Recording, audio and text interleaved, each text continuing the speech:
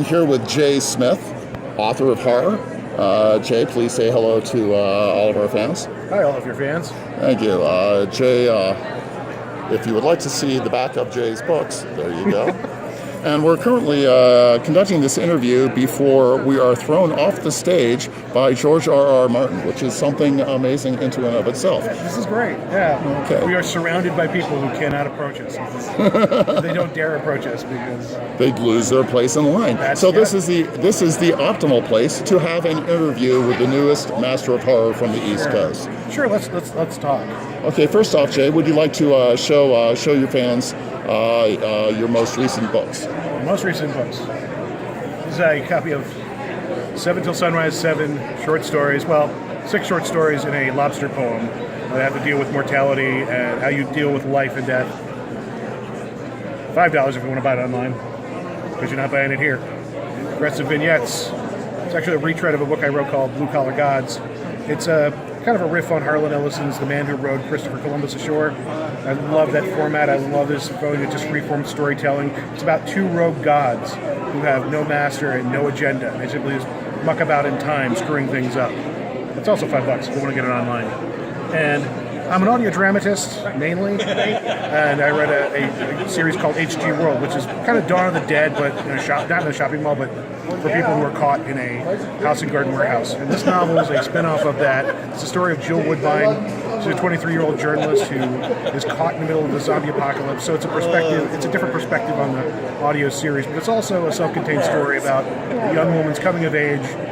She finds herself, and she is comfortable with her own sexual and individual identity just before the end of the world. And then she has to reestablish her identity in this whole new brave new world. So this is also available online, fairly successful, probably the most successful I've written, until the next one, hopefully. And if you were here, you could be able to pick these up and get one of these fantastic stuffed zombie bears, which I think as I leave, I'm just going to throw out into the audience for no good reason. So that's what I'm up on.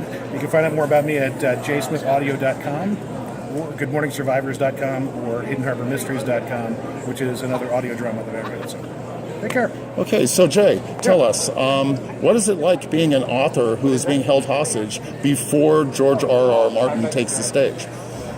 Well, I'm going to get some behind me here, but let's take a look at everything. The atmosphere is electric. There's it's wrapping around. Everybody here is here for George R.R. Martin, so we're kind of caught in the middle with no customers. So we're making the best of it by going live. And then, but you can see everybody here is so excited to get up here to see George. And, so would we. So we might be in an advantageous position to see him and touch the hem of his skirt as he approaches. Actually, we got the word that we are not allowed to be anywhere near the stage while George R.R. Martin is close to the stage. That's that. Okay. Definitely don't touch his coke. Don't touch his coke. Okay. There is security, and they will kill you. Okay, this is George R.R. Martin. This is actually his chair that was shipped in from New Mexico. And here is his coke, which no one is allowed to touch on pain of death. And there are several books with implements of torture in case anybody does any of the others. And you'll notice that there are armored guards around, and people who don't need armor. But there's a sign that's pointed in the wrong direction. Yeah, Centurions, we have... We've got bolo hats. Steampunk armored warriors. We have all kinds of stuff. Yeah. But it's fantastic. You've panned around the room and you see all of these different people. This is my first Tucson convention. And the diversity here is so surprising. There's so many different generations, so many different walks of life here. So just the opportunity to be here is fantastic. I wish I could sell a couple of books, but, still have the weekend to go. There we go. Well, so what do you think about the Tucson Science Fiction Convention so far? 43, it's fantastic. I come from the East Coast, and they're a lot more uptight, tense. This place has been so laid back and friendly and welcoming, and everybody I've talked to is kind of a welcoming family atmosphere, that you're part of a community when you're here. It's just something that's very refreshing. It's when you go to big corporate cons like WorldCon and Dragon Con, it's just like mob rule in some ways.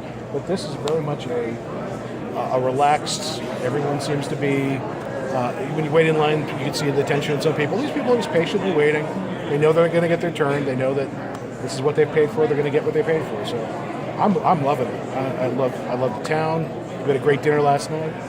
And more stuff is yet to come. So what would you say was the biggest surprise that you had coming here to Tucson?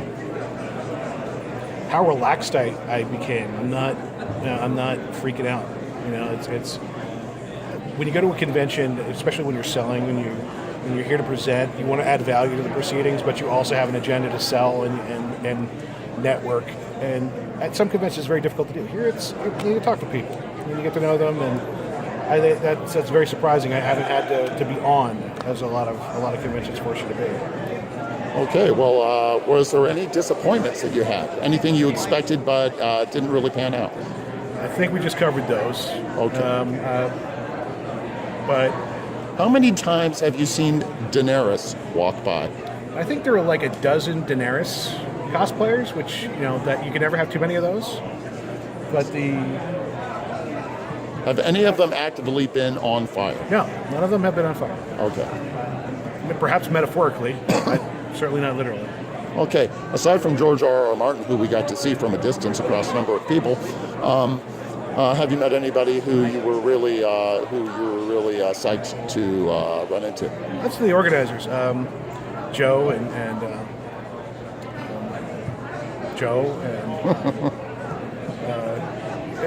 Fred and his wife, and just basically the organizers of the convention who worked very hard.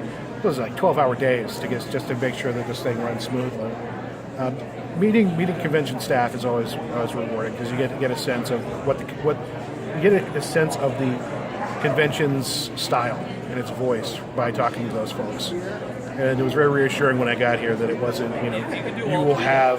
you will be at this point at this time, and you will hit your panels, or we will kick you in the nuts and sell your children to gypsies. It's been very cool, and everybody who's organized this has been so supportive and awesome. Okay, well, we're going to wrap up this interview with Jay Smith, audio dramatist and horror author, and the newest master of horror on part of the East Coast Literary Mafia. Jay, thank you very much for coming today and sitting down to talk to us instead of standing in line to get your left nipple signed by George R.R. Martin. Hey, and here he is now. Oh, here we go. Sorry.